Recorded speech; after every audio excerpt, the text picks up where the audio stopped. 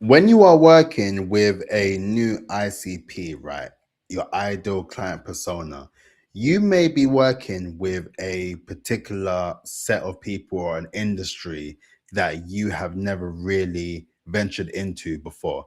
And that's completely fine. No one is saying that you have to be an expert within the world of your ICP. All you need to do is to ensure that you are able to provide your offering and service to them in a way that makes the most sense. And if we use my example, right, I'm working with fractional CFOs and independent finance leaders, right? And I have no finance background. I can tell you that for free. My background, I studied English literature in university. I studied English literature in university. I studied business back in secondary school, and I studied economics in sixth form, but that is a story for another day because I did not get far in doing that. In actual fact, I failed, but that's a story for another day. But with that in mind, the idea of understanding the world of your ICP is the more crucial thing. You don't need to be an expert. All you need to do is understand. And once you are able to understand, then you can incorporate the aspects of the work that you do towards your ICP. So for this video, I am here to reinforce why you need to build a glossary for your ICP. And obviously, for those who may not know, in fact, the glossary is simply A to Z of terms for a specific subject, right? And what I did, and I used ChatGPT for this as well. So feel free to take the idea and to implement it into the work that you are doing as well. But I prompted ChatGPT to develop a master glossary list that aligns based on the work that I'm doing and based on my actual ICP. And although I say fractional CFOs, the if you see my previous video anyway, you would know that I developed the ICP into 4 different archetypes, right?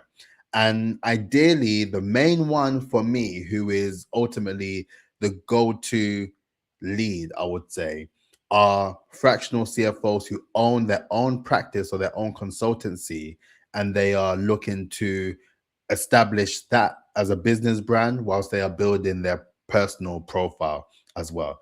So in the ways that I work, basically your personal brand and your business brand. That is it. But then where I come in the picture is to reinforce the idea that I can help you with both, but then you're also missing an important aspect, which is your campaign brand. And that is where I effectively slot that as a actual offering that makes the most sense for them. So then that is really the way that I go about finding the right people for me to work with, because not every fractional CFO per se is going to want my services because, one, they don't care. Two, they may feel that referrals alone is more than enough for them, which is completely fair if they feel so. Number three, they may not necessarily be working self-employed or working within their own business. They may be under a particular network or group or organization who does the heavy lifting for them when it comes down to the idea of building their brand, because they're ultimately leveraging the brand of the bigger organization or corporation to their advantage to get more work. So it's neither here nor there, to be fair, but then it's just been interesting to identify all the various different types of fractional CFOs that work within the sector, right? But that doesn't change the fact that you still need to have an idea of who they are. So let me just share my screen quickly and then just let you know what I've actually put together as well. So let me see if I can find it. I'll just share my window this time around, actually. Yep. So if you can see it now, so then I developed this whole sort of spreadsheet using ChatGPT as mentioned. So it has an A to Z of all the various different terms. And what is even more interesting is that I asked ChatGPT to also shortlist the particular words that are relevant, that can be reinforced in a marketing perspective. Because when you think of it, yes, there's going to be so many various different words that I may have not come across, or words that none of us have come across, to be fair. But there will be ones that will be able to be incorporated in the actual content that aligns. Because the one thing to reinforce, I suppose, is that when you are building on the idea of doing outreach towards your ICP, you have to bear in mind that you are targeting them. You are not targeting anyone else. So you being able to post about content in a way where they are able to identify that you know what you're talking about is the best signal in order for you to get more inbound opportunities or people who are actually liking your content or even commenting who are your ICP, because that is where you want to get to. And it may be nerve-wracking. For me, it was a bit awkward at the time to be producing this content in a way to sort of attract my ICP where no one else within my network knew what I was talking about.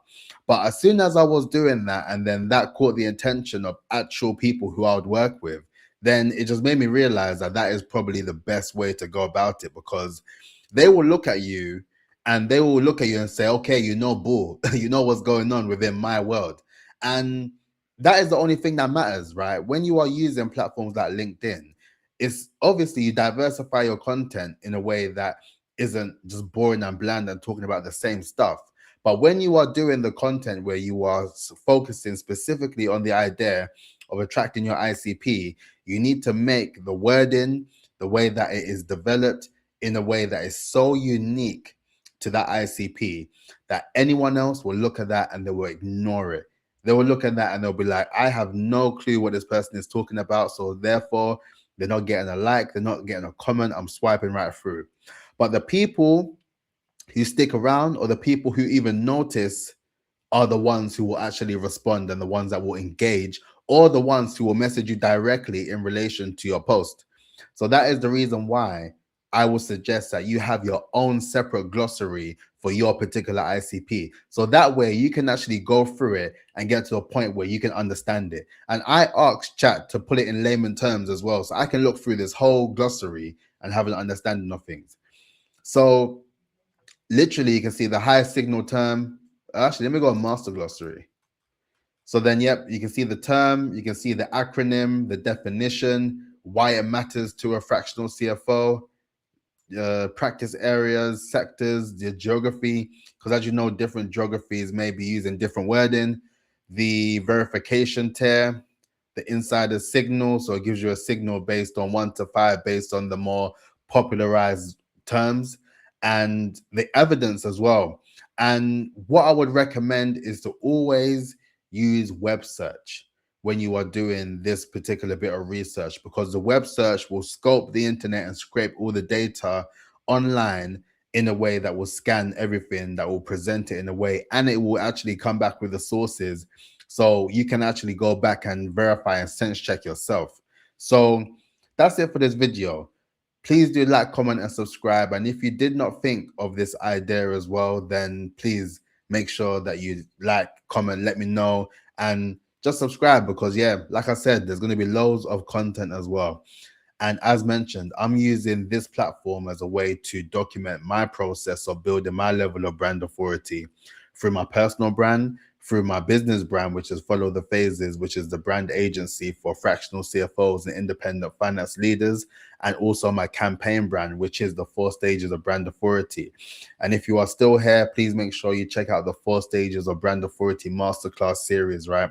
There are 4 masterclass series that I've developed, where there's 4 sections that will be benefiting you when it comes down to building your level of brand authority. So we have Fix Your Foundations, Build Your Rhythm, Amplify Your Authority, and Sustain Your Influence. So make sure that you check out those masterclass series. Also check out the website as well, do the diagnostic and check out what stage you're in, and then start the brand building journey with me as well. So on that note, please make sure that you like, comment, and subscribe, and I'll catch you tomorrow. Peace out. Look after yourself.